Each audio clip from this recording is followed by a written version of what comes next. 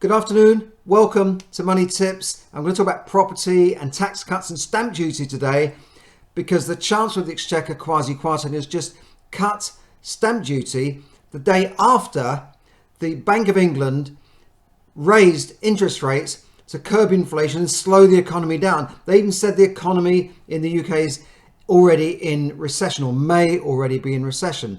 So on the one hand, you've got the Bank of England trying to, slow down things, pulling the reins of those horses.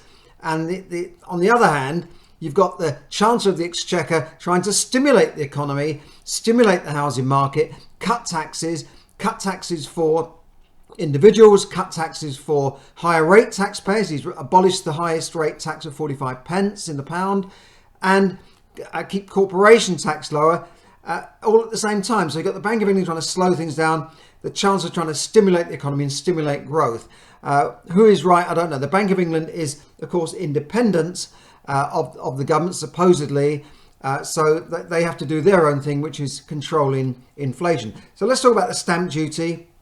It's cut stamp duty for apparently 200,000 homeowners to stimulate the market. And remember, I've said this before that, whilst there could be a slowdown in the property market, the last thing the government wants is a sort of a crash in the property market, because that not only affects people and homeowners and people with mortgages and repossessions and all that sort of stuff, but it also affects the lending market, affects the house building market, which employs millions of people. If you look around and see all these construction sites and people doing stuff to their houses and new builds going on and buildings being repurposed for residential, it's a huge source of employment for the country. And then all the materials they buy, all the stuff they do. So all of that is within their remit to keep the housing market going.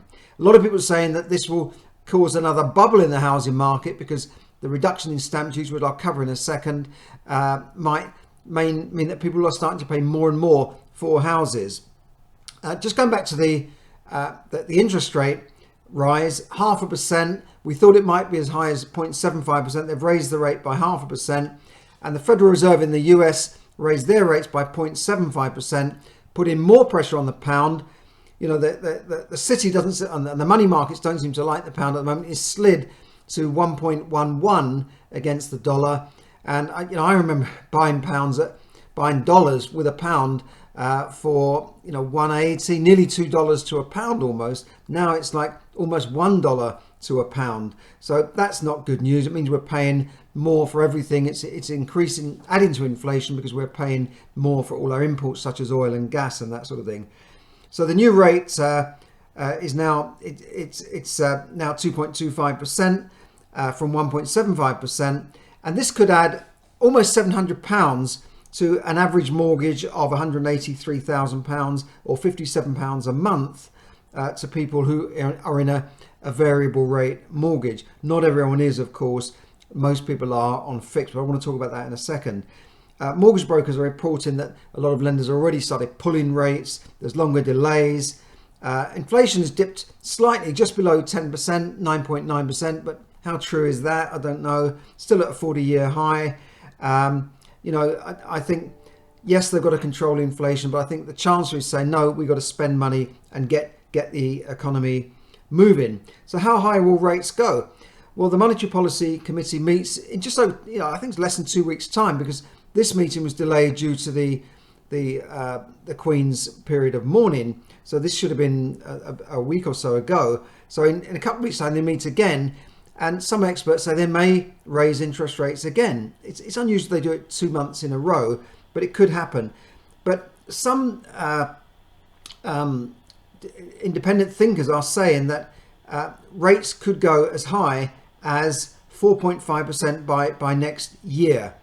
And this would really push up average mortgage rates, because you've got the base rates by the Bank of England, but the mortgage companies add on top of that, they put their margins on top, which have been quite high, and this could push interest rates for a mortgage holder to 6-7%, which I haven't seen for 20 years. In the early 2000s, we were paying 7-8% on our mortgage, and then they started to come down after the financial crash.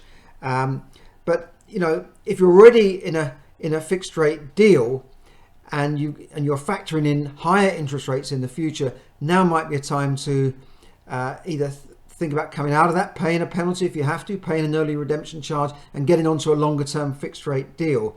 A lot of brokers put people into 2 and 3 year deals, and then they have to come back to them again to get another remortgage after that, because when you look at fixed rates coming to an end, you're going back to your lender and saying, what can you offer? And they say, well, not much, we've got this one deal, it's not very good. And you think, well, I'll go and remortgage, but then that's cost you money as well, and time and hassle.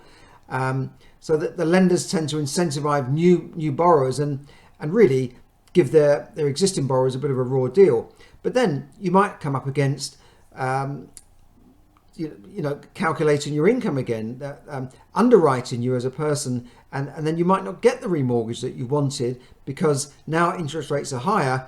The lenders are not so generous on how much they are prepared to lend to people, for obvious reasons, because the payments will be higher.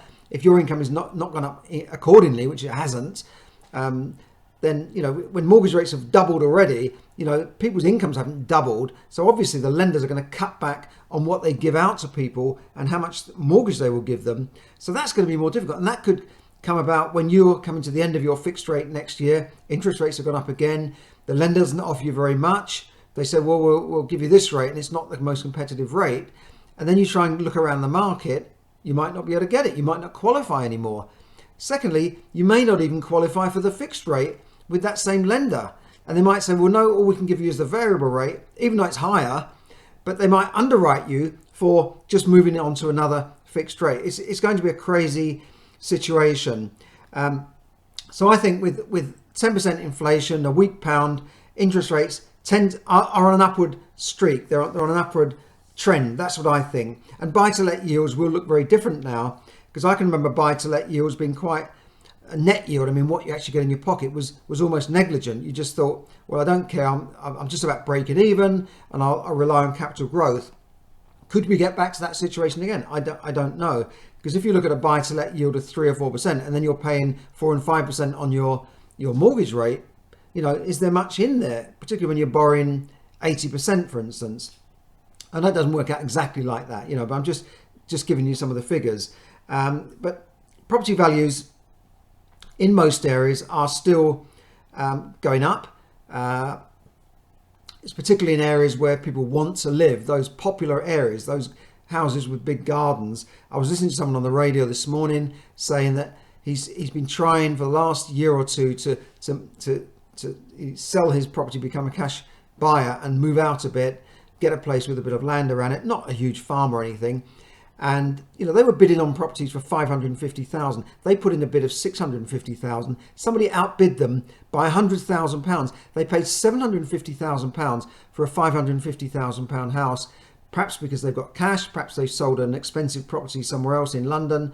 And there are a lot of people out there retiring. They've got money, they've got equity in their properties. So that's pushing up prices at the upper end. So I'm not sure how the stamp duty is going to help people trying to buy those sorts of property. Obviously, stamp duty is a horrible, horrible tax. It was only back in 2005 when stamp duty was at 1%. So I'm not sure how this is going to help. But there's still a shortage of property, and most investors still look to bricks and mortar as a safe haven for their money, particularly with the value of paper currency going down in the long run. We're losing 10% on our money every year sitting in cash. So most people still think property is a safe haven. But as I said, the government don't want property prices to crash. They don't want the market to crash. But I think the stock market, they're not going to be able to stop that. But rates for savers have barely moved.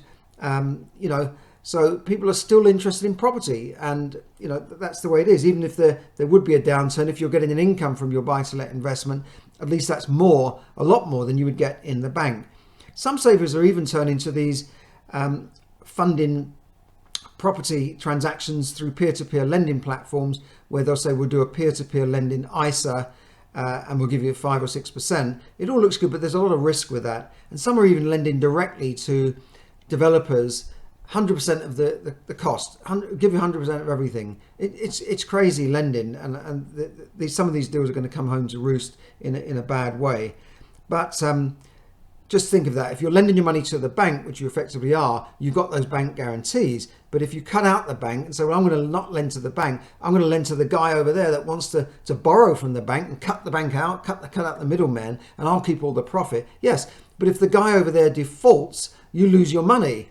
But if he defaults on the bank, you don't lose your money, right? Because the bank are covering that. The bank have got that. They're not going to say to you, well, we lost money on that money we lent out to that guy over there, so we're taking it out of your money. No, you're cushioned by the bank, and that's why they give you low rates and charge higher rates, because a certain amount of people do obviously default.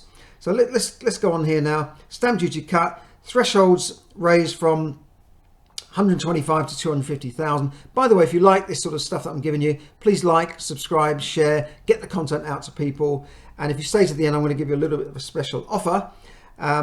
Let's look. 125,000. You used to pay up to that no stamp duty. That's going up to £250,000. First time buyers nil rate band lifted to £425,000. I'm not sure how many people that's going to help. Most first time buyers would not be buying at those sorts of prices. 200,000 people will be taken out of stamp duty altogether. And people are commentating today. Some are saying it will save the average person 1,000, 2,000. We don't know the actual figures yet. Other tax cuts, the April NI national insurance tax rise that would only announced last April will be blocked and stopped from October. The income tax will be reduced to 19% next April instead of April 2024. That's going to save £170 a year for up to £31 million people. Highest rates of tax, 45%, is to be abolished.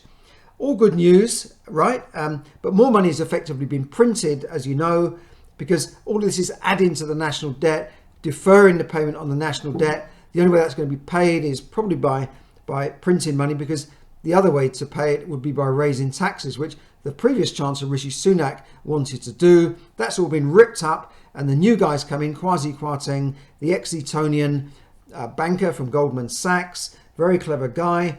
He's turning it completely and going more back to conservative policies of low tax, high growth, more incentives. There's new incentive zones been announced around the country, although I think I've heard of that before, but never quite happened. But apparently there'll be low taxes in those areas, low even property taxes as well. So that's all good news. Corporation tax rise has been cancelled. That's great, because I think it was going up to 24%, which would have made us uncompetitive, keeping that at the current rate. Just one other thing, there's a bit of bad news for HMO landlords, and I'm not sure this is going to be happening, but the government plans to introduce legislation to force buy-to-let landlords who include bills in as part of the rent to rebate the £400 they'll get back from the government, give that back to the tenant.